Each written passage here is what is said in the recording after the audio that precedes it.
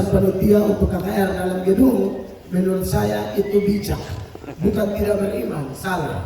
Ya, kebijakan itu adalah manifestasi orang beriman. Alkitab berkata bahwa orang bijak itu lihat malapetaka menghindar. Amin. Kamu sudah tahu cuaca tidak stabil begini baru tetap di luar. Yang hancur sound system ya. Lalu kasihan jemaat yang mau datang tidak nyaman karena cuaca seperti ini. Padahal kita tahu hujan ini juga hujan berkah. Amin Bapak Ibu. Nah puji Tuhan saudara-saudara, saya bersyukur hari ini kita diberi kesempatan untuk sama-sama mendengar firman Allah dalam KKR dan seminar di bawah tema Satu Hati Berkati Kota Sorong. Haleluya. Beri tepuk tangan dulu buat Tuhan Yesus yang pasti akan memberkati Sorong secara luar biasa. Ini baru pertama kali saya ada di Kota Sorong. Pernah tapi cuma singgah di bandara saja karena KKR di Kota Manokwari. Penerbangan dari Manokwari ke Surabaya itu harus singgah Sorong, begitu ya. Dan saya hanya lihat saja sambil bertanya-tanya, kapan jadwal KKR saya di Kota Sorong? Ternyata waktu Tuhan yang terbaik. Amin. Saya bersama pengurus PGPI Kota Sorong ketika kami ketemu dalam KKR PGPI Papua Barat di Manokwari, kami sudah bahas-bahas dan semua hamba Tuhan sudah belajar firman Allah bahwa KKR seperti ini pasti bukan waktu manusia, waktu Tuhan yang terbaik. Jadi kami sudah bicara mungkin tahun lalu ya, Bapak Ketua dan pengurus semua, dan akhirnya saat inilah KKR Persekutuan Gereja Pentakosta Indonesia. Tetapi yang walaupun yang mempeloporinya adalah Persekutuan Gereja Pentakosta Indonesia, itu bukan berarti teman-teman dari GKI atau teman-teman dari Katolik tidak boleh datang. Kami hanya pelaksana saja, tapi KKR ini untuk semua orang Sorong. Beri tepuk tangan yang meriah bagi Tuhan Yesus. Baik, mungkin kebanyakan Bapak Ibu hanya lihat saya di media dan hari ini kita bisa ketemu langsung. Saya datang bersama istri terkasih. Dan puji Tuhan kami bisa melayani kesana kemari bersama. Anak-anak memang kami tinggalkan di NTT. Kami punya anak ada 4, laki-laki semua, dan itu adalah anak-anak hasil doa atau iman kami berdua.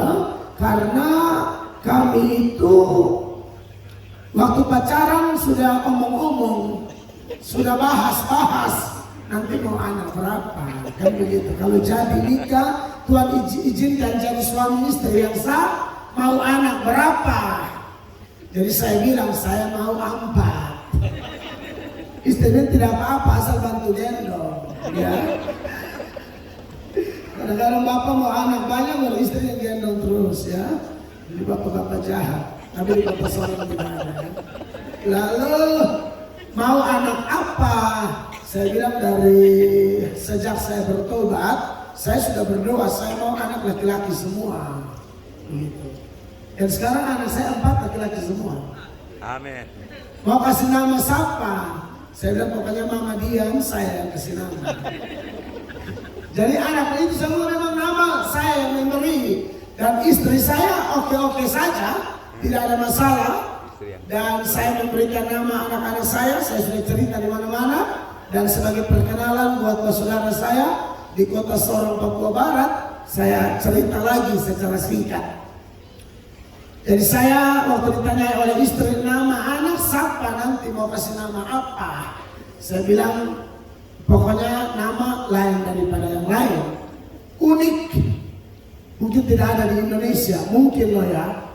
Kemarin saya KKR di gerejanya Pendeta Gilbert Bumeno di Jakarta 1 minggu lalu atau 2 minggu lalu, di Glow, di Tambres.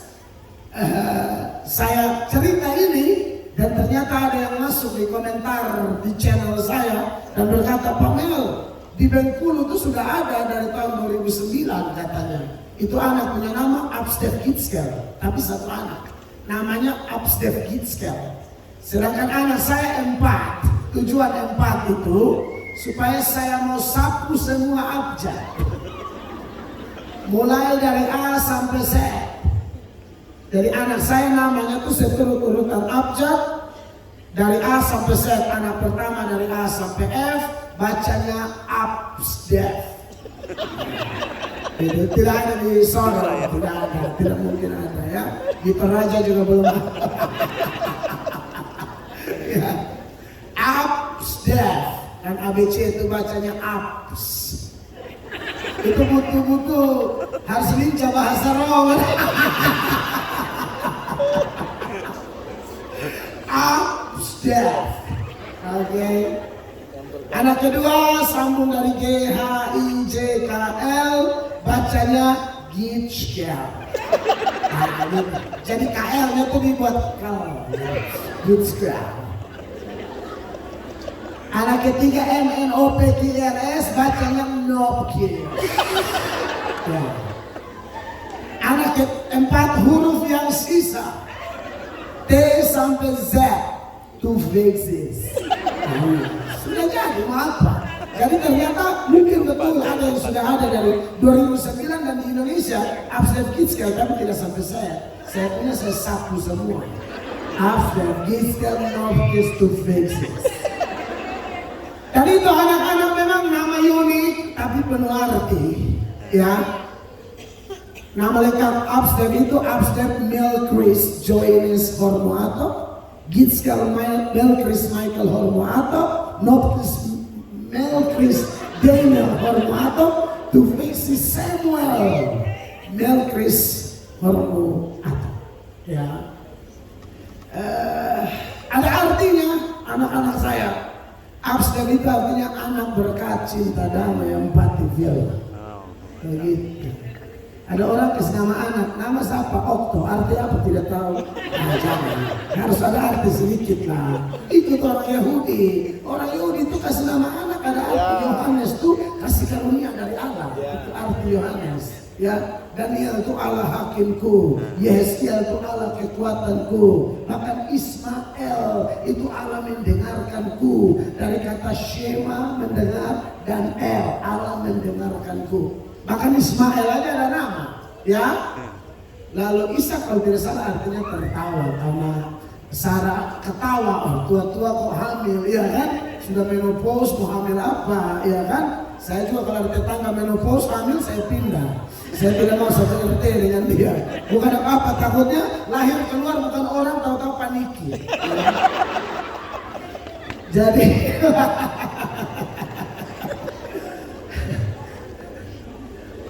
lalu sudah sampai mana tadi? Abjad ya. Anak berkat, cinta, damai, empati, firman. Kalau Gitschkel, GHIJKL itu generasi harus Injil, jalan kehidupan yang lurus. Amin. Begitu. Nopkins, manusia nyatakan otoritas, power, quality, raja surgawi. Two faces, saya dan istri masih pusing ya. Jadi kami masih berdoa. Ini anak mau arti apa? Oke, itu perkenalan saya dari gereja Sidang Jemaat Allah Amazing Grace Kota Kupang. Tapi saya dididik oleh Tuhan untuk bermitra dengan semua gereja. Secara organisasi saya cinta organisasi saya, tapi dalam konteks gereja yang tidak kelihatan. Bapak pendeta sekolah teologi akan belajar toh di eklesiologi, ya, ilmu tentang gereja. Ada gereja kelihatan, ada gereja tidak kelihatan. Gereja kelihatan ya gereja kita masing-masing, gereja lokal kita, organisasi kita, sinode kita. Tapi kalau gereja yang tidak kelihatan itu seperti kalau di saudara-saudara kita gereja Protestan ada pengakuan Imam Rasuli, dia bilang gereja yang kudus dan am. Kata kudus dan am itu gereja tidak pandang tembok denominasi gereja. Amin. Di bumi perlu berorganisasi demi keteraturan, supaya nikah ada yang atur, ya toh, apa satu mau mati ada yang kubur. Iya kan, ada yang mati kita tidak tahu gereja di mana. Akhirnya pendeta A, B, C, aku rampas jenazah. Di Sorong tidak boleh ada. Amin. Ya, jadi saudara tolong yang jelas ya. Gereja di mana? Daftar di situ jelas-jelas. Takutnya mati kita bingung ini. Saya paling tidak suka rampas jenazah. Saya paling suka urus orang hidup bertobat. Soal mati mau kubur di mana urusan? Ya, pokoknya kalau saya kubur oke, tapi saya tidak mau aku rampas ini anak Tuhan tidak begitu, ya. Dan saya bersyukur bahwa hari ini saya bermitra dengan gereja manapun karena saya melihat kepada Kristus, ya. Dia kepala gereja, kita semua hanyalah tubuhnya dan tubuh harus saling menguatkan. Di sorga tidak ada kenal denominasi gereja. Ya, baik, saudara-saudara, pembacaan malam ini dalam KKR malam pertama terpilih dari Lukas 15 ayat 28 sampai ayat 32.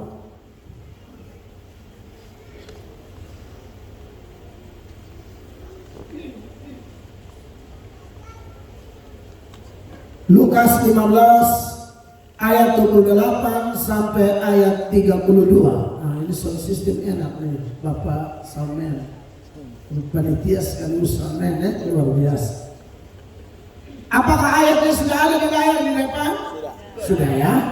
Saya baca lebih dahulu, Bapak Ibu mengikuti dari belakang. Nanti ayat 32 kita jumpa di sana, alias baca sama-sama. Ya. 28. Maka marahlah anak sulung itu dan ia tidak mau masuk. Lalu ayahnya keluar dan berbicara dengan dia. 29.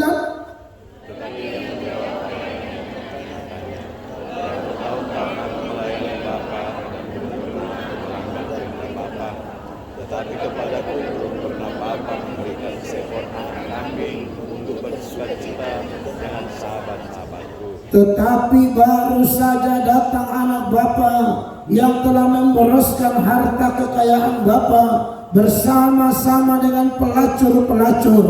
Maka Bapa menyembelih anak lembu tambun itu untuk dia. 31. Kata ayahnya kepadanya, anakku, engkau selalu bersama-sama dengan aku, dan segala kepunyaanku adalah kepunyaanmu. 32 sama-sama 23. Kita patut bersuka cita dan bergembira karena apa? Adikmu telah mati dan menjadi hidup kembali. Ia telah hilang dan didapat kembali. Bapak Ibu yang dikasihi oleh Tuhan Yesus, nas yang kita baca ini adalah cerita atau perumpamaan yang sangat populer. Ini dari sekolah minggu pun, asal kita yang hadir di sini rajin sekolah minggu, biasanya tak terhindarkan. Di sekolah minggu setiap gereja ada cerita perumpamaan anak bungsu yang hilang, ya. Dimana kita tahu latar belakang dari perumpamaan ini, Tuhan memberi perumpamaan ini untuk menegur sebenarnya, menyindir orang-orang Farisi ahli Taurat pada waktu itu yang adalah kelompok sombong rohani yang selalu melihat orang lain, pemungut cukai dan pendosa-pendosa lain adalah orang-orang kotor, orang-orang yang tidak layak berdampingan dengan mereka, bahkan tidak layak masuk ke dalam bait Allah. Bahkan kalau kita melihat catatan yang lain dari Dr. Lukas, penulis Injil Lukas, di dalam Lukas pasal 18 ayat 9 dan seterusnya, untuk menyindir orang-orang yang sombong rohani, yang selalu melihat dan menganggap rendah orang-orang lain. Yesus bilang ada dua orang masuk ke dalam bait Allah, yang satu Farisi dan yang satu pemungut cukai. Mereka datang berdoa di bait Allah. Yang Farisi doanya, ya Tuhan, aku bersyukur karena aku tidak sama seperti orang lain. Kalau saudara lihat di sini dikatakan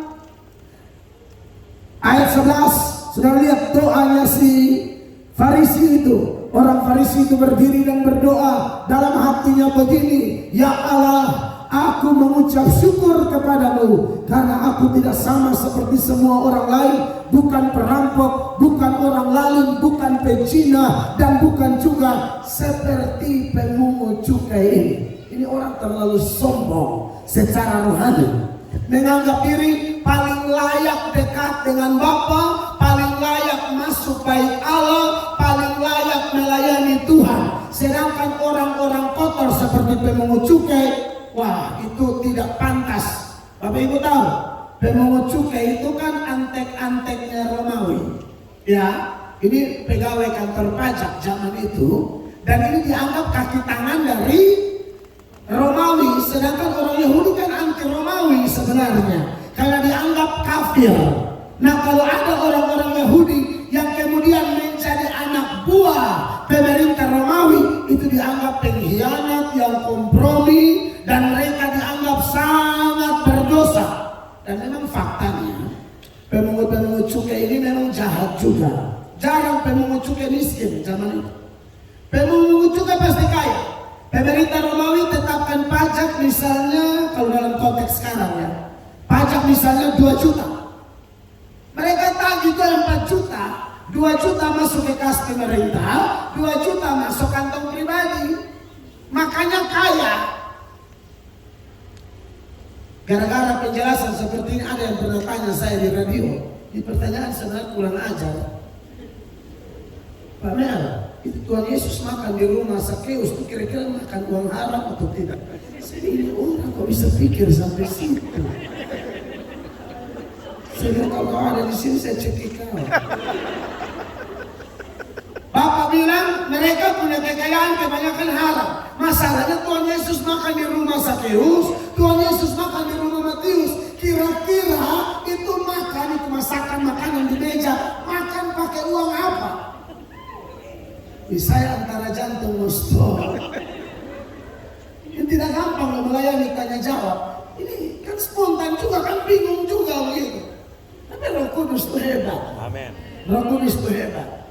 Lalu saya bilang begini, hey, asal kau tahu ya, tidak semua kekayaannya Sakeus dan Matius itu uang haram semua. Dia juga ada gaji murni.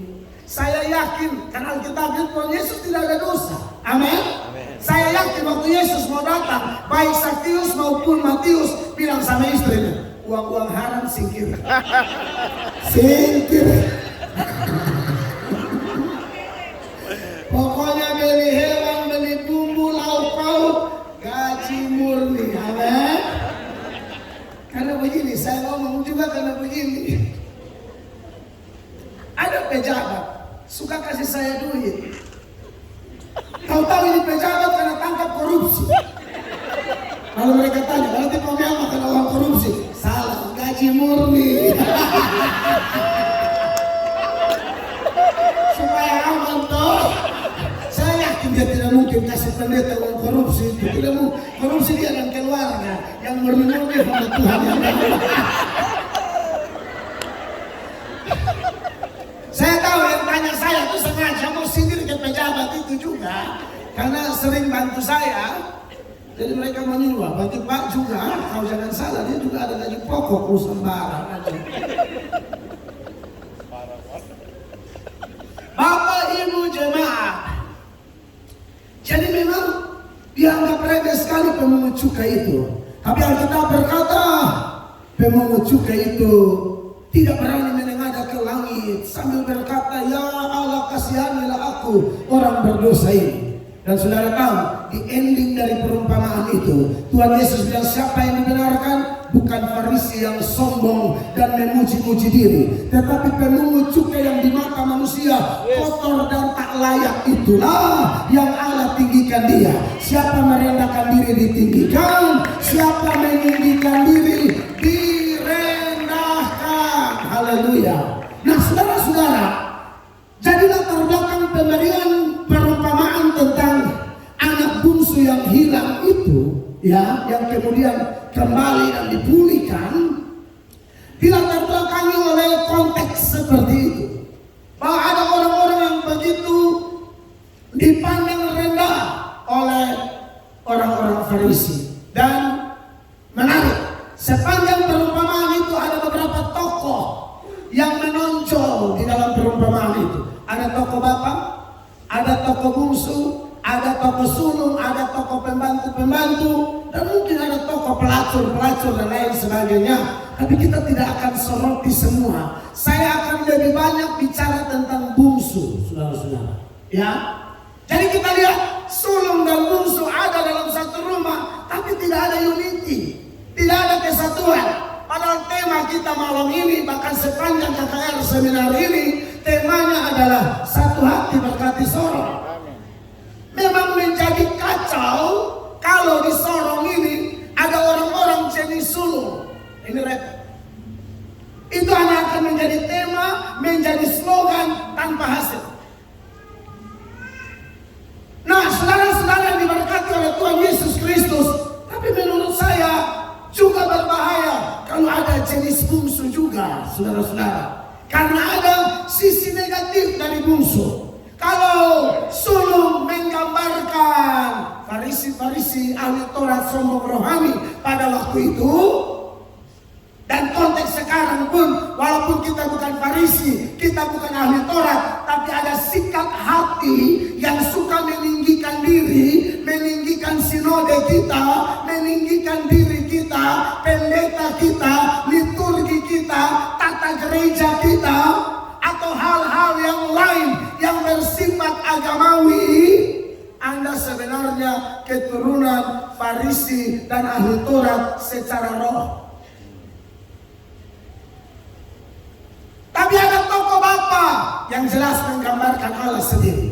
Menjadi pertanyaan adalah menggambarkan siapakah tokoh bungsu di dalam Lukas 15 itu, saudara-saudara. Tokoh bungsu sudah pasti saya sudah singgung tadi, menggambarkan orang berdosa.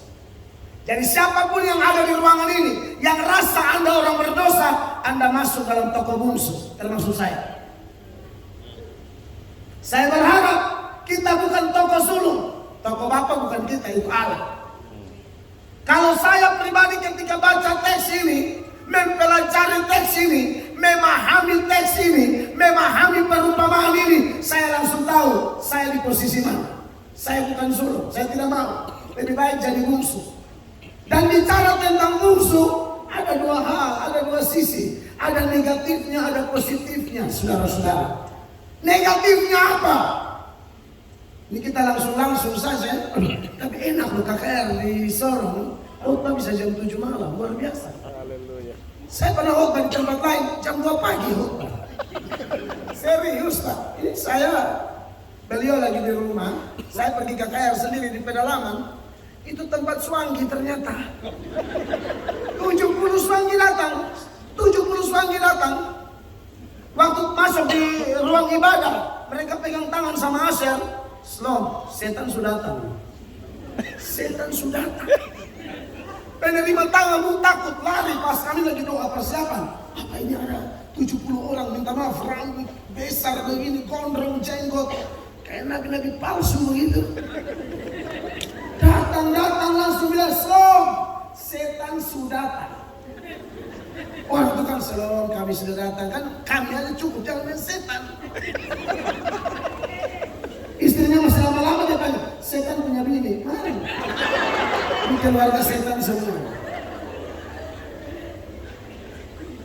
Mulai harusnya jam 7, tapi dia pergi ke samping gereja, dia buat ritual, itu santet langsung. Dia mau kasih tahu pendeta siapa sih yang berani bikin KKR daerah sini. Saya KKR tuh umur 24 tahun. Apalagi dia bilang anak mulut bau susu kayak begini. Istilah di NTT mulut bau susu tuh, ini anak kemana? Masih bau susu mama.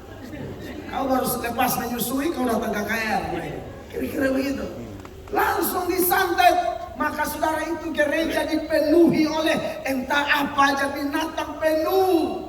Bersihkan, berkarung-karung. Sampai hampir jam 2 itu. Baru saya khotbah. Di situ saya berteriak. Kau Swanggi saya kalau masuk, Tuhan Yesus pendeta. Kau Swanggi saya sekarang kalau tembus, Yesus omong kosong. Dia janji, dia menyertai aku. Dia hebat, dia dasar luar biasa. Tiba-tiba yang santet ini, saya lagi di dalam. Meledak, dia lari. Kami bingung meledak apa. Dia lari, 70. Toh? Lari, yang pemimpinnya lari. Tinggal 69. Saya mau lari kemana? Maju bertobat. Berlutut. Itu waktu jambak. Saya saking emosi bukan taruh, saya jambak. Saya jambak. Tahu? Kalau suruh bertobat, bertobat. Emosi memang mungkin dosa juga. Tapi saya sudah simpan ini karena nolak kau. Makanya kalau mulai jangan pakai acara suami dong. Kita kan mau mulai cepat.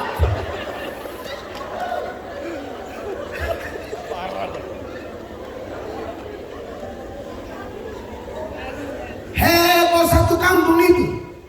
Saya masih usia 24 tahun. Langsung penduduk situ bilang, Bapak, maukah Bapak tinggal dengan kami? Tentu tidak. Oh, kan ini masih pacaran kami. Semua belum nikah cari hal. Ini bunuh suami terus, weh. Itu bilang, kapan? Dan mau nikah urus suami. No, nanti kapan-kapan. Saya tinggal sama kalian. Ya dia kalah sekarang, tapi setan aja goda Tuhan Yesus, lari tunggu kesempatan baik dia datang. Sebelum dia datang saya kabur dulu.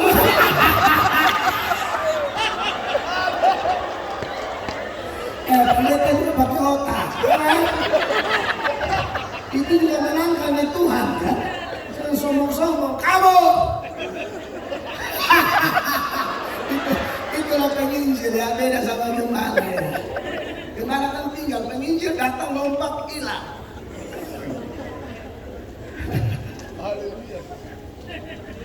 Bapak Ibu, menarik sekali bahwa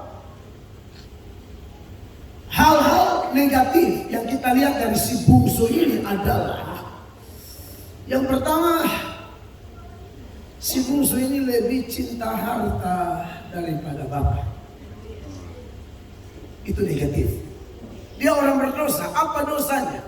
Dia lebih cinta harta daripada Bapak. Kita tahu orang Yahudi itu ada hukumnya tentang warisan ya.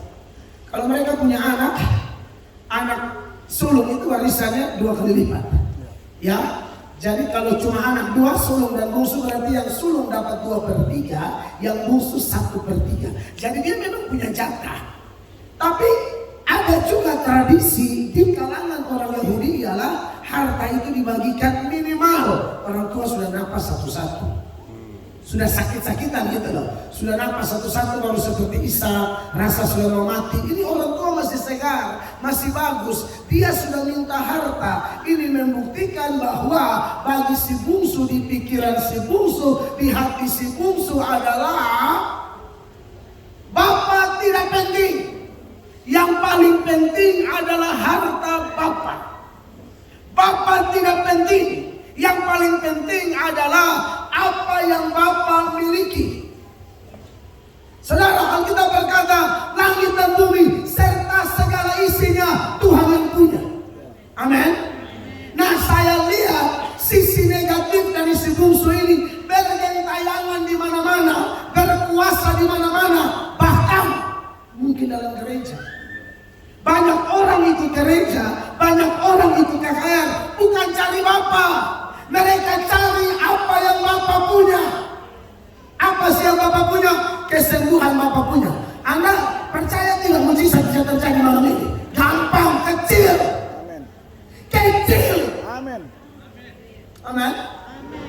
Apa sih yang Bapak punya? Anda minta berkat, Anda minta kekuatan, Anda minta jalan keluar. Minta rumah tangga diberkati, pekerjaan diberkati, proyek diberkati. Itu Bapak punya semua. Tapi yang menjadi salah, kalau kita cuma cari ini, Bapak Ibu terkasih. Bahkan celaka juga kalau ada pendeta jenis bungsu. Sudah tahu pendeta jenis bungsu? Dia tidak orientasi cari jiwa. Dia tidak orientasi menonjolkan kepentingan Bapak. Dia orientasi cuma cari kaya, cari untung, cari popularitas, cari nama besar, dan hal-hal sekunder lainnya yang sebenarnya tidak dicari pun Allah bisa suruh hal-hal itu kejar kita. Asal kita tulus, asal kita benar, asal kita sungguh-sungguh. Pendeta kalau sudah orientasi uang, sudah orientasi nama besar, sudah orientasi hal-hal yang bukan prinsip, bahaya ini. Banyak kalau saudara belajar hari reformasi yang terjadi pada 31 Oktober 1517, 31 Oktober 2022, itu Kristen Protestan yang di dalamnya ada karismatik juga kan? Itu berumur 505 tahun. Dari 95 dalil atau 95 tesis yang dipakukan oleh Martin Luther di pintu gerbang Wittenberg, Jerman itu diringkas menjadi 5 sola. Sola Scriptura, hanya Alkitab. Sola Gracia, hanya kasih karunia. Sola Fide, hanya iman. Solus Christus, hanya Kristus. Dan yang kelima itu Soli Deo Gloria, maksudnya kemuliaan semuanya bagi Tuhan. Zaman itu orang bangun gereja untuk kemuliaan diri loh. Kemegahan gereja, gedungnya, sistemnya itu tidak memuliakan Allah lagi. Makanya Martin Luther kristisi. Kalau sebuah gereja dibangun tidak untuk kemuliaan Allah lagi, KKR dibuat tidak untuk kemuliaan Allah lagi, menurut saya tidak beda jauh. Pelaksana KKR mirip seperti bungsu di dalam konteks sisi negatifnya. Kok bisa? Saya minta maaf ya Bapak Pendeta di sini senior banyak hamba Tuhan. Kemarin di gereja kami, selesai gereja berdiri, itu kan sertifikat harus atas nama gereja. Saya tidak tahu tata gereja masing-masing ya. Tapi kalau kami di Asia tidak main-main. Tata gereja, sertifikat harus atas nama gereja. Masalahnya kalau memang uang saya sendiri tidak apa-apa. Nah saya lihat dari keluarga miskin melarat, yang kebanyakan makan kosong bertahun-tahun. Karena ekonomi keluarga lemah lembut. Bodoh, itu bukan lemah biasa, terlalu lembut sampai nyaris tidak ada. Halus kan. Jadi saya tidak ada barang. Bangun gereja itu saya teriak kepada jemaat, ayo kumpul duit kita bangun gereja. Masakan jemaat kumpul duit, gereja dah jadi, sertifikat dan bangunan atas nama Melato, pendeta penipu. Kecuali uang Anda, silakan. Anda tuh pengusaha gitu loh. Anda punya aset miliaran rupiah, satu kali bangun kayak gedung begini, lalu orang tinggal datang, oh no problem. Itu memang milik keluarga. Tapi ini jelas-jelas kami teriak. Dan faktanya kenapa saya buat begitu, itu sentilan sebenarnya. Karena ada pendeta, suruh jemaat kumpul uang, gereja jadi atas nama dia. Ada jemaat datang batu campur, angkat batu, campur semen, tanam tiang, kasih ikat besi, tapi jadi atas nama Bapak. Pendeta jenis begini, bungsu sisi negatif.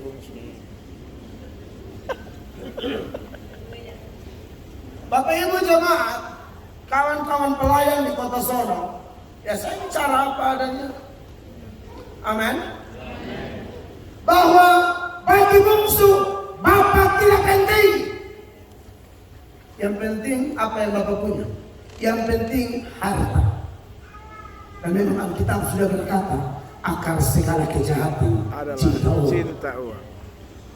Dan salah satu fenomena di zaman akhir menuju akhir zaman yang sangat menonjol adalah orang mencintai uang, orang cinta diri sendiri, orang tidak peduli Tuhan, orang tidak peduli keluarga, orang tidak peduli firman Allah, orang tidak peduli nama baik, orang tidak peduli persatuan dan kesatuan, tidak peduli kebersamaan.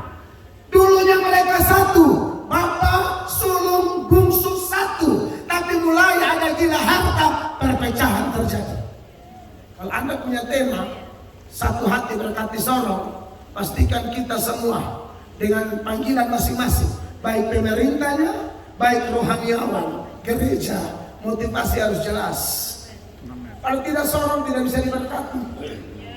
Kalau masing-masing mau dia punya, sulung bikin sulung punya, bungsu bikin bungsu punya. Penyebab perpecahan bukan cuma sulung, sifat gila hartanya bungsu itu ngeri. Bapak Ibu jemaat hamba Tuhan yang diberkati Tuhan, Saya pikir ini penting ya. Jadi saudara datang malam ini, pastikan Anda cari Bapa. Amin. Kalau Anda cari Bapa, yang lain-lain itu tenang. Ya. Sibuk urus cari Bapa, maka Bapa akan sibuk urus apa yang Anda butuh. Amin. Amin. Orang cari Bapa tidak sadar. Kemarin kami setiap awal minggu doa pagi. Jadi saya disuruh, ayo, ini tidak ada khotbah. Karena minggu saya sudah eksposisi khotbah panjang lebar, Rabu, jadi Senin cuma doa. Oh, suami istri datang dilawat Allah dengan terlutut, memuji, menyembah. Mereka pulang buka handphone, itu telepon permintaan kerja, proyek, berkat. Amin, Tuhan itu begitu. Cari Bapa, nanti baru Bapa suruh berkat. Kejar kita. Beri tepuk tangan yang meriah bagi Tuhan. Dan kalau ada yang sakit malam ini, datang cari Bapa dulu. KKR ada 2 malam. Jangan sampai malam pertama ini masih salah motivasi. Kita omong betul, apa adanya begitu. Amin. Kami apalagi tahu sendiri, kita tidak anti mujizat. Kita percaya mujizat ada. Kecil itu. Kalau pendeta tidak percaya mujizat, kan gua berhenti jadi pendeta dia. Dia Grab atau ojek aja. Bagaimana pendeta tidak percaya mujizat? Tetapi kita didik baik-baik umat. Yang berikut, sisi negatif yang lain yang kita temui dari bungsu adalah, saudara ingat ya, waktu dia sudah dapat harta itu di ayat 12 dari Lukas 15 itu, saudara lihat dia buat apa? Saya bisa minta mikrofon satu buat istri saya supaya beliau baca ayat. Bapak Salmen, aman kah? Aman. Biar istri saya baca buat saya. Tolong dulu baca ayat 12 sayang, supaya orang seorang tahu. Bahwa kedua nggak sayang. Iya, sekarang ini begini, saya ini suka bawa istri, karena ada pendeta jalan-jalan sendiri tak tahu selingkuh. Tidak ada di sorong, ini yang di Ethiopia. Pendeta sudah jalan sendiri-sendiri. Kau tahu? Dia kalau dia omong-omong dia tidak tanya beban. Tapi kalau canda sedikit cantik dia tanya masalah apa?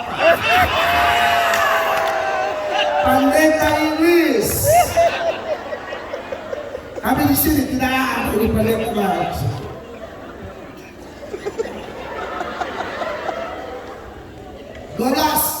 Kata yang bungsu kepada ayahnya, Bapa, berikanlah kepadaku bagian harta milik kita yang menjadi hakku. Lalu ayahnya membagi-bagikan harta kekayaan itu di antara mereka. Itu poin pertama, sisi negatifnya dia. 13. Perhatikan. Beberapa hari kemudian anak bungsu itu menjual seluruh bagiannya itu, lalu pergi ke negeri yang jauh. Di sana ia memboroskan harta miliknya itu dengan hidup berfoya-foya. Yang kedua adalah setelah dapat harta, dia pergi jauh. Jauh dari mana? Dari rumah Bapa. Sekarang kita gali. Kenapa dia pergi jauh dari rumah Bapa? Ini jawabannya.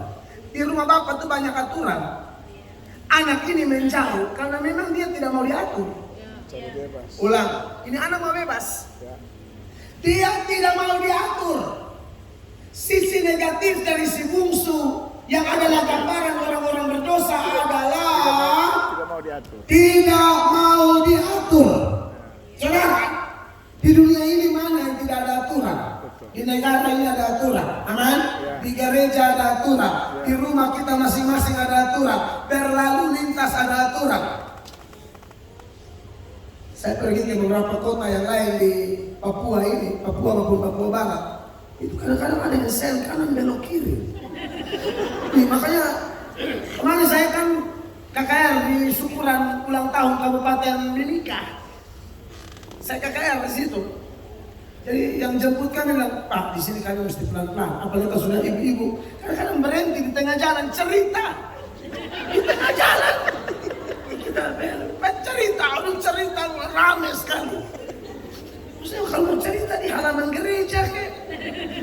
Ini di tengah jalan umum di garis-garis putih itu nih. Di Sorong tidak ya? Tidak ada ya?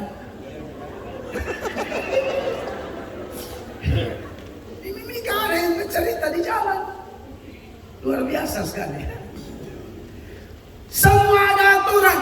Tapi kita bicara konteks aturan antara Bapak dan kita ya. Aturan Bapak kan terlalu banyak Bapak Ibu ya. Kalau kerja ada berkat, ingat perpuluhan untuk Tuhan. Amin. Sebab kalau Anda makan uang perpuluhan, Maliaki bilang kau rampok uang Tuhan. Kita punya gereja, kita bertumbuh di mana, saudara memberi perpuluhan, silakan. Terutama berilah perpuluhan di gereja yang Anda tahu atau hamba Tuhan yang Anda tahu. Ini orang memberitakan Injil. Sebab kalau hanya dulu-dulu tidak memberitakan Injil, wah repot ini.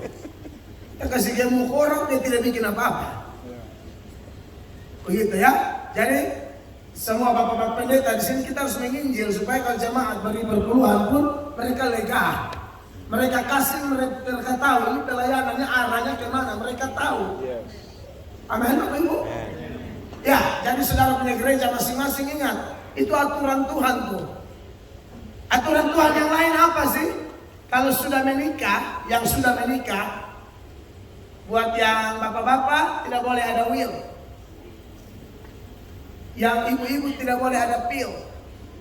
Tidak boleh ada wanita idaman lain. Tidak boleh ada pria idaman lain. Aduh, sekarang saya lihat salah satu serangan setan yang kelihatannya paling berhasil dan menghancurkan adalah menghancurkan keluarga-keluarga atau rumah tangga Kristen. Rumah tangga adalah lembaga tertua sekaligus lembaga pertama yang didirikan Allah di bumi ini. Karena setan tahu bahwa keluarga itu dibentuk untuk kepentingan Tuhan. Karena keluarga itu kan ditempatkan di antara Allah dan alam. Kelola alam dengan penuh tanggung jawab kepada Allah. Itu keluarga pertama di Eden. Tapi itu keluarga gagal. Makanya Yesus datang, mujizat pertama Yesus bikin di perkawinan. Di Kana. Jadi kalau ada informasi dari luar Alkitab yang Yesus masih kecil bikin mujizat, kita tolak itu semua. Kita hanya percaya informasi Alkitab, mujizat pertama terjadi di perkawinan di Kana. Artinya Yesus melihat pernikahan dengan cara melihat yang sangat serius. Maka jangan ada orang yang berumah tangga tidak serius. Waktu Anda diberkati di gereja Anda masing-masing, Anda berjanji akan setia dalam suka dan duka, untung dan rugi, sakit sehat. Selama pernikahan ini tidak ada perempuan lain atau tidak ada laki-laki lain selain mungkin Naduska, Minceka, sebut nama pasangan masing-masing. Selain engkau Mince Karet. Ada orang marga karet di sini tahu? Ada. Contoh saja. Ya. Itu bukan janji dengan pendeta. Pendeta ini hanya perpanjangan tangan Allah. Itu janji kepada Bapa di sorga. Dan kita tidak kompromi. Alkitab berkata, Tuhan bilang, aku benci perceraian. Amin. Kalau orang tanya saya macam-macam, saya ikut Alkitab, saya tidak istilah, tidak boleh bercerai. Titik. Tapi dia sudah salah begini, mengampuni. Kamu juga banyak dosa, kamu datang minta ampun, Tuhan ampuni. Kenapa pasanganmu salah kau tidak bisa ampuni? Amin, saudara. Jadi kalau ada bapak-bapak sini ancang-ancang mulai ada yang lain. Habis ini maju kita foto bersama dulu. Tidak sebagai kenangan saya. Bisa-bisanya saudara susah menderita, istrimu yang tanam kaki buat kamu. Kenapa kau sukses? Store di perempuan lain. Aduh, kasihan sekali istrinya. Istrinya sampai berlutut minta berkati suamiku, berkati anak-anakku. Suami sudah diberkati, langsung dia mbak-mbak langsung haleluya. Saatnya ganti menu. Selama ini kangkung terus, haleluya. Saatnya capcay tumis atau capcay goreng. Hancur. Ngeri loh, saya Lihat kalau bapak-bapak, makanya tadi saya bilang pendeta aja ada yang punya will. Pendeta punya wanita idaman lain. Dimulai dengan konseling yang tadi. Oma susah-susah dia lewat. Mau ada lewat, lewat. Bapak sibuk.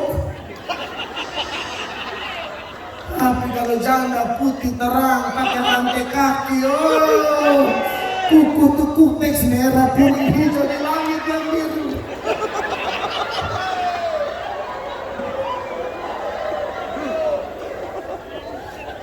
Pendeta langsung tanya, ada bebang? Bapak pendeta berikan saya malaikat, saya cekin kau di mimbar. Kasih mati di mimbar. Bikin basesak di gereja. Saya waktu di Amerika. Yang tahun berapa saya ke Amerika? 2019 kali ya. Itu saya hadir dalam semacam kayak PGPI begini, tapi konteksnya persekutuan pendeta-pendeta gereja Indonesia se-Amerika Utara dan Kanada. Biarnya NTT juga ada di sini. Jadi saya diberi kesempatan beri testimoni di depan teman-teman pendeta di Amerika. Tapi ada testimoni lain yang membuat saya orang kubangan tangan. Saya kaget. Tapi puji Tuhan, ini pendeta sudah dipulihkan, baru dia bersaksi. Bersaksi tentang kejatuhannya. Dia bilang, saya kalau hafal ayat nomor 1, kalau khotbah ayat keluar. Pegang mic, lepas mic bahasa roh.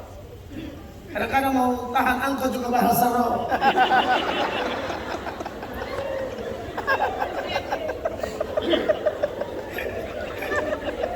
Semua bahasa roh.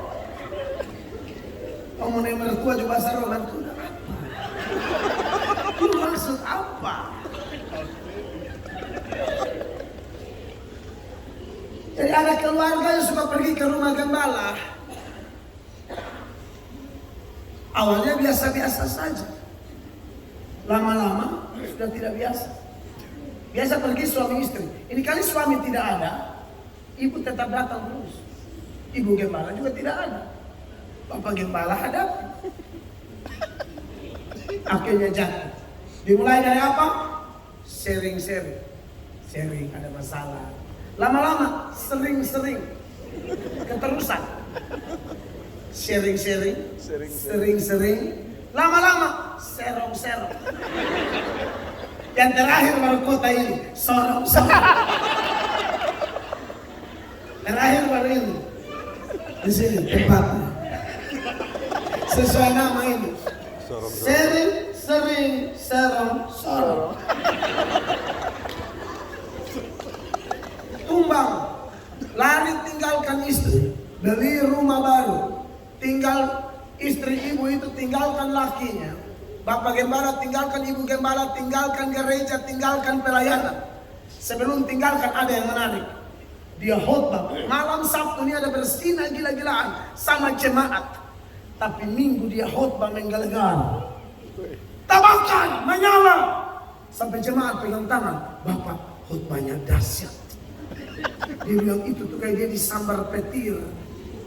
Saya baru berselingkuh, khotbah tetap dahsyat. Jadi Anda dengar, tidak semua khotbah dahsyat itu betul. Itu poin. Dan kalau orang baru bersinah, baru laki istri, tapi tetap menyala. Haleluya, firman. Dia kayak mau lomba lari di PON 2023. Hah? Wah, kurang ajar luar biasa kan? Firman.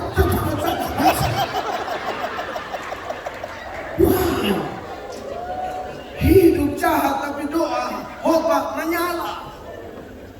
Saya kemarin di KKR di Ambon, teman-teman di Ambon bilang menyala, itu oke, tabakar. Angus, campur semua. Saudara lihat, akhirnya larilah sama ibu ini. Tapi istrinya tuh tetap doa minta suaminya pulang. Aduh, ini ibu gembala hati mulia sekali. Akhirnya suami pulang. Pas pulang tidur malam istrinya bilang, "Papa sudah ya, mama terima papa kembali." Bayangkan, itu ibu orang Jawa. Kalau ibu orang Sorong, lu mati. Lu mati. Tidur malam diangkat cobek itu. Lengkap dengan terasi-terasi. Bilang aja kau. Mama saya apa? Itu kalau ibunya orang Sorong atau orang NTT, selesai. NTT itu ibu-ibu angkat parang potong suami. Serius, Pak.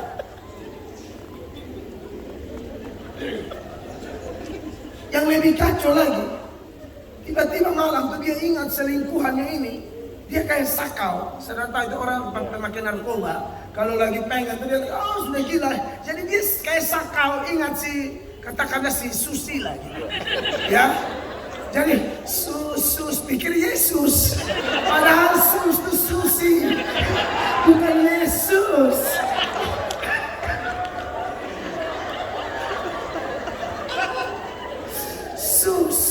Sus. Istri mikir, aduh dia dipulihkan panggil Yesus. Sus. Kenapa papa? Susi. Waduh, ini bapak buntihan yang betul-betul. Saudara-saudara, singkat cerita akhirnya dia bilang, "Mama saya harus pergi ke dia." Istri dan anaknya sudah SMA, keluar besar. Berdiri di muka dan berkata, "Bapak hati-hati di jalan." Dia jalan ber10 langkah, dia berlutut, dia dicama Tuhan, dia minta ampun. Sejak itu dia tidak ada hubungan lagi dengan mereka betul-betul pemerintah. Karena kata itu, "Bapak hati-hati di jalan. Kami tetap sayang Bapak." Istri, anak. Dalam acara itu, ruang tanya jawab, orang dia tanya kepada dia, ibu gembala itu ada. "Ibu, boleh tanya Bu, apa rahasianya ibu bisa terima Bapak?" Ibunya berdiri dan berkata, "Kalau bayi BAB yang kita buang kotorannya, bukan bayinya." Ada di sini kalau bayi BAB buang yang bayi sini. Ada ibu di sini. Ah, itu ibu-ibu dipakai setan. Nah, kalau BAB terus buang semua. Tidak ada ya.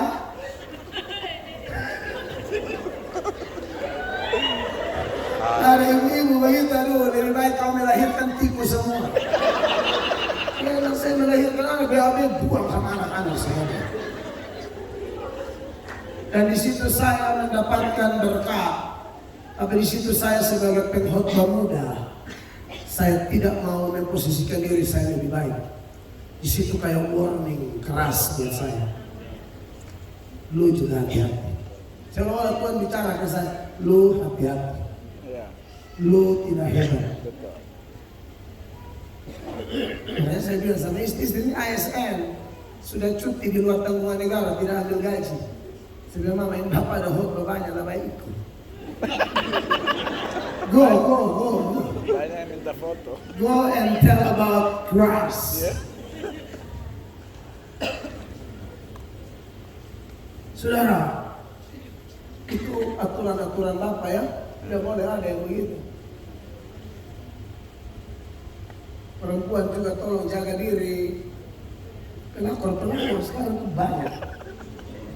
Dia make up cantik bukan untuk suaminya. Dia cabut alis tapi di otak laki orang. Supaya dia tahu bahwa sesungguhnya haleluya mulai sorong bahaya. Kalau ada model begitu di sini,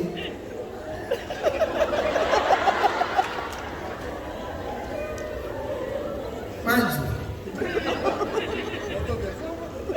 Foto bersama.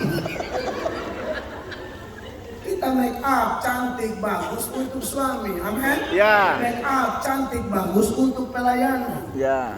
amin. Amin. Terima tamu make up bagus, jangan terlalu pucat, orang tidak ke gereja. Ini ke gereja ke kumpulan mayat-mayat. Mulai dari song leader sampai dari tamu, tidak ada sentuhan bedak sedikit. Tak usah oriflame lah, FIFA nomor 4 gitu. Maksud saya, tolong kasih terang sedikit, amin. Lalu smile. Ini sudah tidak pakai bedak, pucat muka kering. Saudara masuk. Orang bilang, oh bukan bertobat, tobat. Saya tobat ke gereja, tidak akan lagi saya pergi ke sini. Ya, anak-anak muda yang hadir, apa aturan Bapak buat kita? Anda kalau pacaran, yang pertama, cari yang satu iman. Ada yang sok-sok Pancasila. Iya Pak, tapi kita kan harus toleransi kan Pak. Toleransi itu betul, tapi secara sosial, bukan iman. Kalau ada orang beda agama susah, orang Kristen yang bantu. Amin. Dia kecelakaan, cepat kita yang bantu. Dia ada duka, cepat kita yang bantu. Bukan toleransi yang kebablasan. Sampai beda agama pun kau hantam. Oh itu dilarang keras itu. Ini sekalian sama orang-orang tua. Kalau anak Anda pacaran, cek dia punya pacar siapa. Dia bisa cinta sama Ahmad, padahal Sarus ada tunggu dia. Sarus tahu siapa Sarus? Lazarus, itu nama lengkap. Lazarus karet tadi.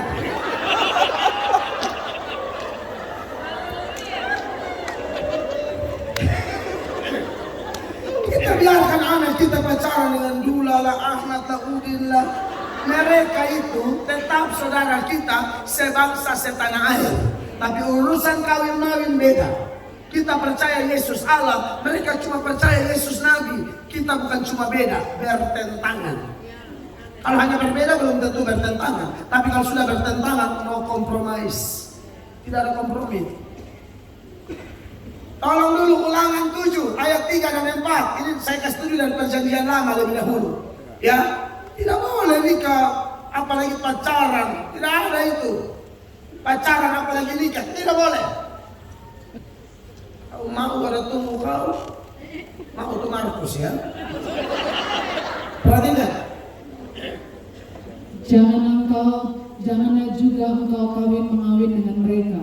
Anakmu perempuan janganlah kau berikan kepada anak laki-laki. Bapak Ibu yang ada anak, tolong cek baik-baik. Jangan asal datang muka bagus, rubah keturunan. Bukan. Mau senang Tuhan atau rubah keturunan bagus juga, tapi kalau masuk neraka buat apa? Terus? Adapun anak perempuan mereka jangan kau ambil bagi anakmu laki-laki.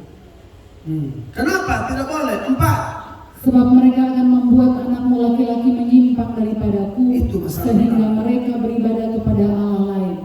Maka murka Tuhan akan bangkit terhadap kamu, dan ia akan memunahkan engkau dengan segera. Ini bukan larangan nikah beda suku, tidak ada masalah. Papua mau jadi sama NTT, hantam, asal sama agama. Amin. Jawa mau sama Papua, hantam. Amin. Tidak ada masalah. Ambon mau sama Manado, mainkan. Cina dan Biak, jadi. Serius.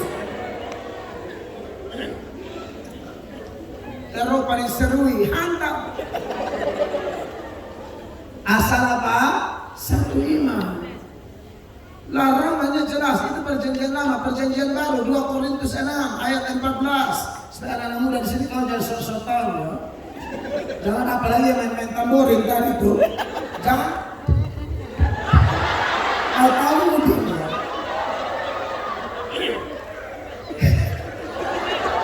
Saya ngomong ini karena saya tuh namanya saya dari pelayanan dari usia kalian juga saya sudah tahu orang pelayanan. Pelayanan nomor 1 pacaran sambaran.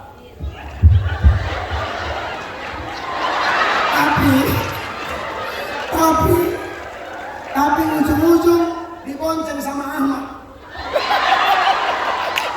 Etok kita tempel di pohon.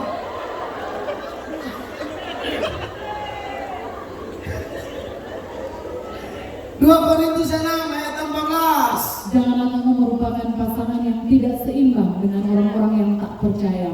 Sebab persamaan apakah terdapat antara kebenaran dan kedurhakaan? Tidak bisa dikompromi. Kau jangan jadikan Tuhan dan setan besan.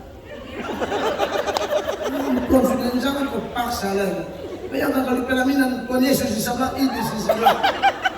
Bikin kacau pesta aja. Amin.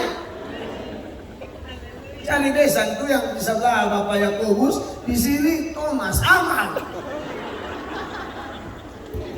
Ini di sini Simon orang Serap, di sini Abdullah. Kacau. Ingat, ini konteks agama loh ya. Toleransi kan kita bang. Selalu kami ingat bangkit Pancasila. Ini Pancasila menurut sorotan Kristen. Oh, kita setuju Pancasila, tapi jangan kebablasan. 15.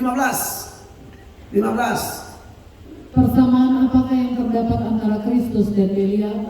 Apakah bagian bersama orang-orang percaya dengan orang-orang yang tak percaya? Iya, jadi kalau ada yang sudah terlanjur di sini, habis ini kasih hidup handphone, SMS dia, kakak, lo, gue, yes, lo, gue, harus begitu. Putus, jangan takut, Tuhan siap yang terbaik. Amin. Sebab anak perempuan, khusus anak gadis, itu paling gampang kena tipu. Kalian tuh kelemahan di telinga, gampang kena puji. Adek, di sana gunung, di sini gunung. Di tengah-tengah, gedung apa ini? LG. Lambert. Itu Lambert Jatmawa. Ya. Lautan ku seberangi, gunung ku daki, hanya demi adek. Lalu adek tanya, kenapa tadi malam tidak datang? Gerimis adek. Kurang ajar, gunung kau daki, ha? Laut kau seberangi, ha?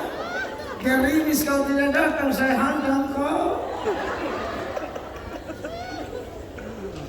Sekarang, anak-anak muda, ini Bapak ini tahu ngomong betul ya. Saya rasa berdosa sekali kalau tidak ngomong ke anak-anak muda. Karena kita yang tua-tua ini sedikit aja Tuhan supangin. Sorry, maksud saya begini. Bapak-bapak, opa-opa yang tersinggung, ini hanya segera kesinggungan mereka. Mereka itu generasi penerus.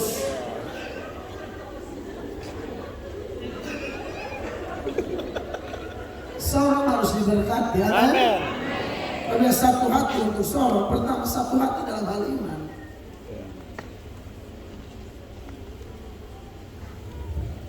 Kalau pacaran, selain sudah satu agama, jangan asal satu agama, jaga kekudusan. Kadang-kadang satu agama ini juga kacau juga, kayak ubur-ubur di laut. Tahu ubur-ubur? Itu kena di mana gatal di situ. Kayak ubur-ubur itu gatal sekali. Yang coba pegang ubur-ubur, garus sampai ke atas.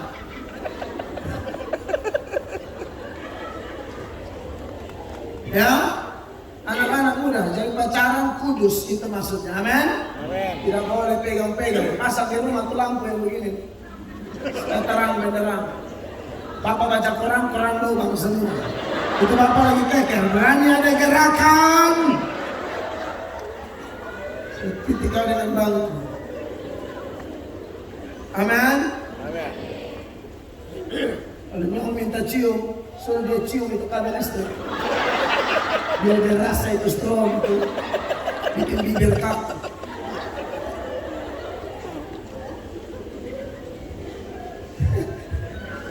Serius ini, pacaran kudu sedikit, amin? Kan pelayan melayani sembarang saja. Pacaran tidak kudus.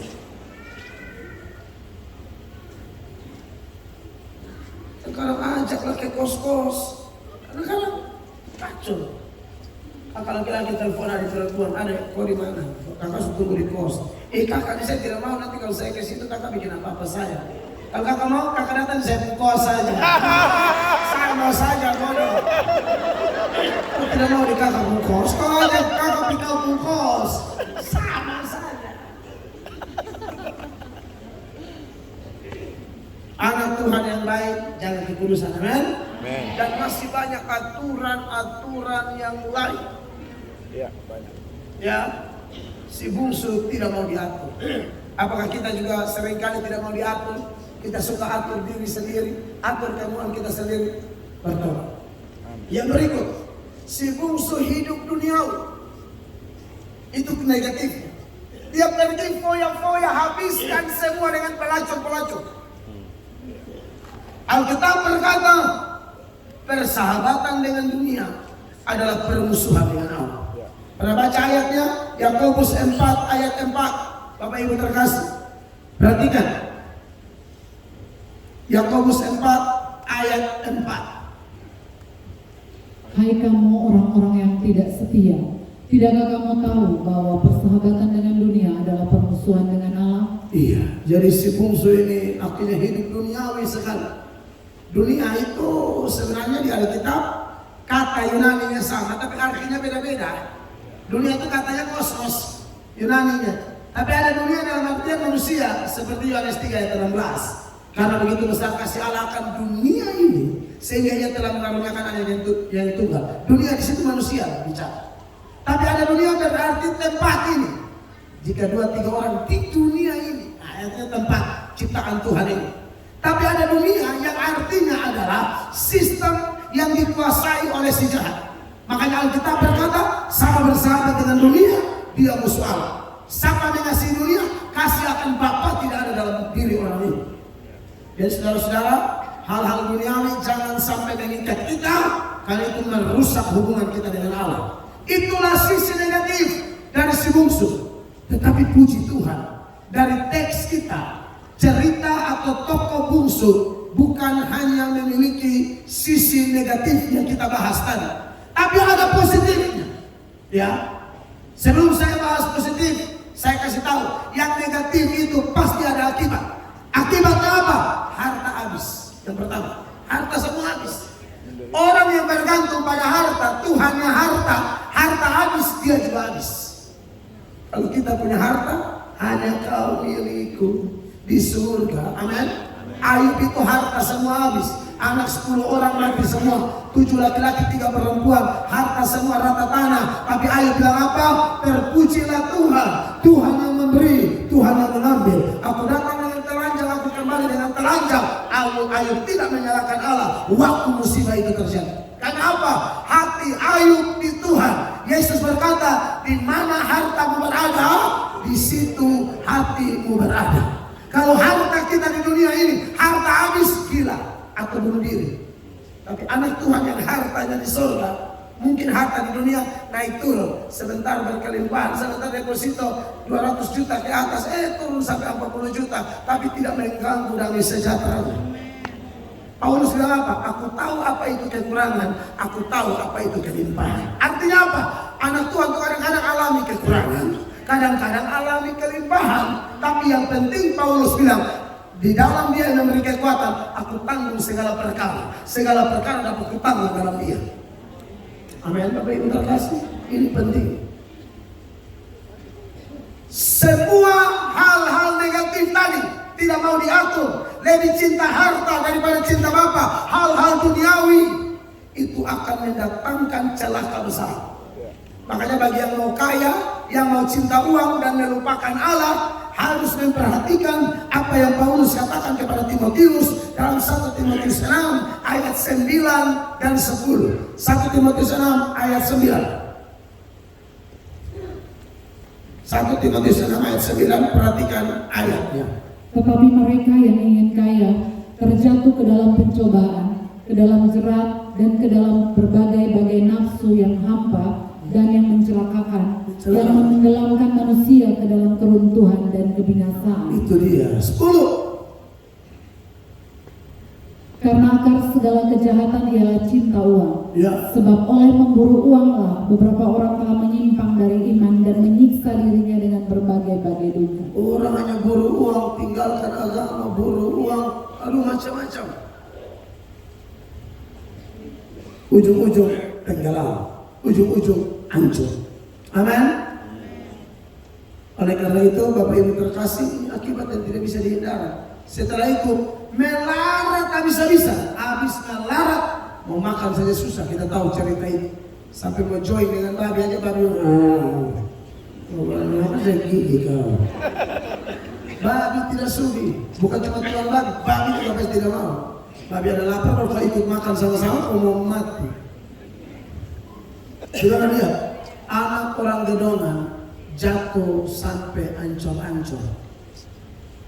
Tapi ada sisi positif. Bungsu bertobat. Pertobatan bungsu dimulai dari apa? Langkah pertama, mulai ada kesadaran.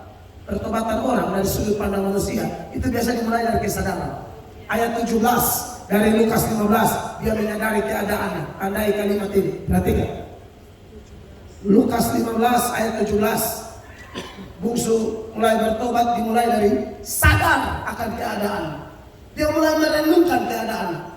Mana ayatnya? Lalu ia menyadari keadaannya. Katanya, betapa banyaknya orang upahan Bapakku yang berlimpah-limpah makanannya, tetapi aku di sini mati kelaparan. Saudara, ini perenungan. Sudah habis semua toh? Mulai duduk merenung. Kalau kita seberangkan dalam konteks sekarang, orang bertobat sudah begini. Ini umur sudah 40, 50. Anak sudah besar. Masa saya mabuk terus?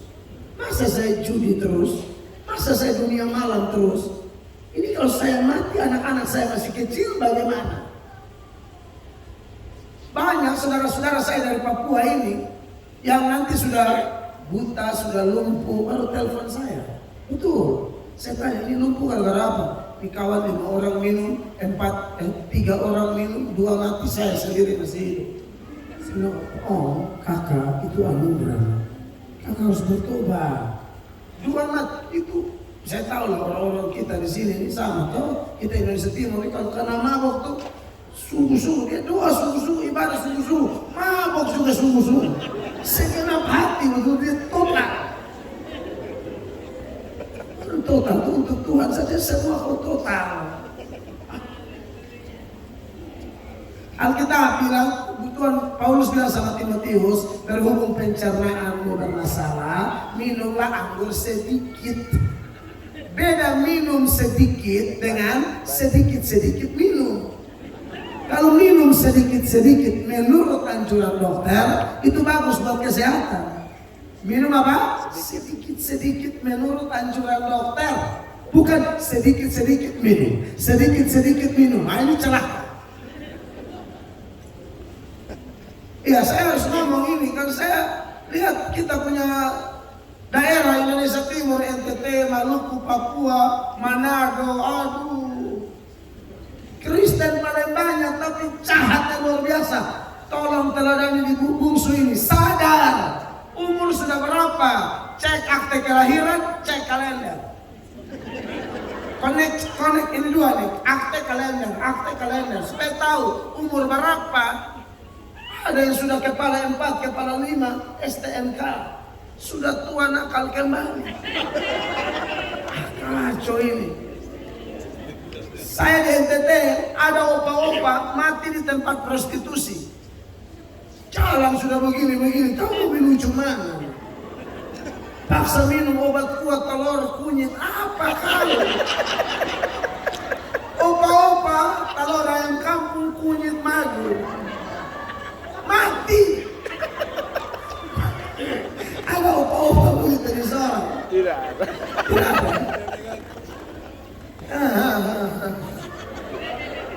Dulu dia di gereja bikin paduan suara lansia.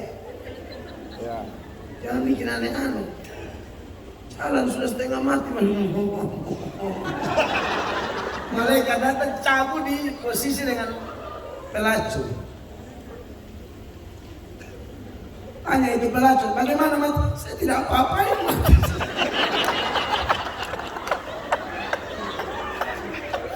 Serius? Kan namanya mati di kamar pelacur. Ya polisi tanya, kau nggak tahu? Saya belum bikin apa-apa. Saya ramah pun belum, opa mati. Saya ramahnya habis. Habis benar-benar. Opa baru buka pintu mati. Makanya ya tambah tua Sadar. orang muda ini bukan cuma yang tua, kau yang muda juga sadar. Amin. Ya. Bertobat sudah. Kalau Anda pernah jatuh ya sudahlah. Ini malam KKR dibuat supaya kau yang jatuh bangun kembali. Amin. Kau yang sudah terlena, Tuhan sadarkan malam ini. Amin. Setelah sadar, dia bikin komitmen. Ini langkahnya. Dimulai dari kesadaran atau penyesalan, komitmen. Ini kelihatan di ayat 18. Dia punya komitmen jelas di sini. Ayat 18 dari Lukas 15. Perhatikan. Maka aku akan bangkit dan pergi kepada Bapakku dan berkata kepadanya, Bapa, aku telah berdosa terhadap sorga dan terhadap Bapa. Iya, jadi dia komitmen betul-betul. Dan dia niat minta ampun dosa. 19. Aku tidak layak lagi disebutkan anak Bapa. Jadikanlah aku sebagai salah seorang upahan Bapa. Iya, saudara-saudara, ini komitmen. Sadar atau menyesal, komitmen. Dan ayat 20, jangan sampai di komitmen saja, tindak lanjuti komitmenmu. Banyak orang yang sadar menyesal, komitmen, aku akan. Cuma aku akan tidak ada action. Itu namanya NATO, no action for only. Ayat 20, sama-sama baca jemaat semua. 1, 2, 3. Maka bangkitlah ia dan pergi kepada bapaknya. Ketika ia masih jauh, ayahnya telah melihatnya. Lalu tergeraklah hatinya oleh belas kasihan. Ayahnya itu berlari mendapatkan dia, lalu merangkul dan mencium dia. Amin. Saya bertobat tahun 99. Aduh, hidup nakal, ancur, kacau, balap. Masuk tahanan, masuk sel, masuk tahanan. Di dalam sel selalu janji bertobat, bebas, kumat lagi. Dapat tangkap, janji lagi, bebas, kumat lagi. Sampai terakhir itu saya ditangkap 13 Januari 1999. Karena saya kasus penusukan orang banyak. Karena miskin, saya tusuk orang itu karena miskin. Ya, orang tua juga tidak takut Tuhan. Jadi saya suka nodong orang, suka kompas, pajak-pajak orang, rampok orang, rampas orang, geledah orang, punya dompet-dompet itu kami kasih rata semua. Apalagi muka-muka baru lewat di gang kami, habis. Penodong besar, pencuri saya panen tenaga, saya ini pencuri kelas kakap. Jemuran tetangga lebih dari jam 10 malam, saya anggap amal ibadah. Saya akan bantu angkat jemuran itu. Dan saya pindahkan ke lemari. Dulu asal pakai sepatu baru, celana baru, pasti jemuran. Tapi yang ini tidak loh ya. Ini mata-mata mencurigakan sekali. Ada yang bilang, jangan sampai, oh ini sudah Injil semua.